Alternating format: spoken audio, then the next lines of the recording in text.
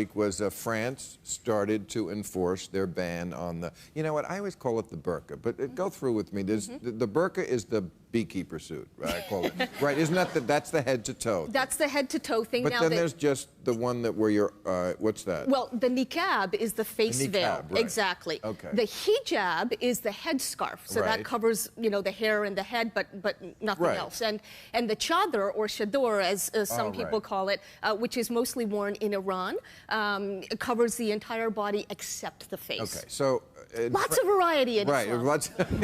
You know, we love our diversity. I know. I once did a burqa fashion show, but here's the thing. I mean, this issue of whether women should be allowed to wear that, and France said no. We're actually going to prosecute you if you do it.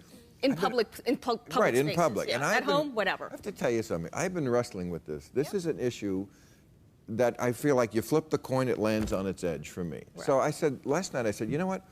We're talking about this on the show tomorrow. I have to think about this. Really just sit there and think, sober. And I surprised myself, because you know what I came up with? I'm against it. I'm against that ban. As much as I hate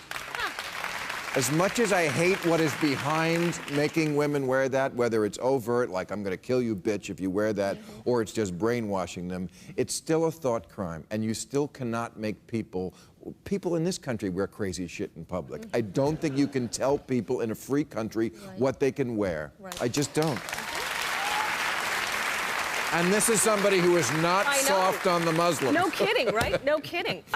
Listen, Bill, for any civil libertarian, and I'm one of them as well, you know, this is a dilemma. Because on the one hand, as a proponent of individual liberty, I want to be able to defend Muslim women who say that they freely and voluntarily choose to wear the veil. I'm pro-choice. I get that. Here's the problem, for me at least, that the veil represents a wider culture, a tribal, a parochial, a patriarchal culture that winds up actually taking more choices away from women and men than it gives. And so I have to ask myself. I agree with all that. I have to ask myself, what is the greater good for the greater number, okay? And in this case, I have to say, I think it is banning the veil in public spaces. Keep in mind, and this is for your viewers and not just you, that, you know, nobody is banning it in a private space like the home. It's out in public. Well, it'd be pretty hard to, you know, enforce it in the home.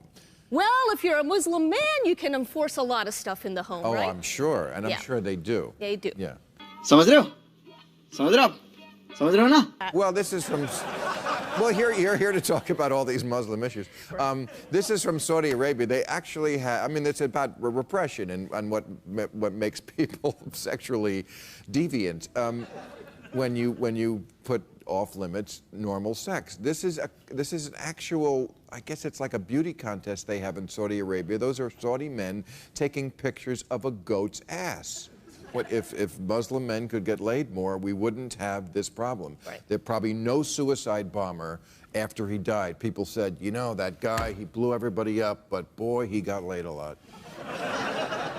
So this brings me to another piece of the analysis, a very serious piece of the analysis that I want you to consider. So, you know, when I talk about tribal culture, okay, in particularly Arab tribal culture, women are considered the vessels of shame for the entire society. In other words, it is women and women alone who are supposedly responsible for upholding the reputation of the entire family. Right, they project that on men, like if we see any part of you, we can't control ourselves. See, and why would you just, again, you literally took the words out of my mouth in this case, Bill, because... Sorry. No, it's quite all right. I'm glad you did, because it helps me make my point a little bit quicker, which is that men in these societies are therefore turned into children. They're basically let off the hook for their choices, you see? So that there's not even any pressure in many, if not most, Muslim households on men to actually follow what the Quran guides them to do. That if your hormones are going to swing out of control at the sight of a woman, actually lower your gaze.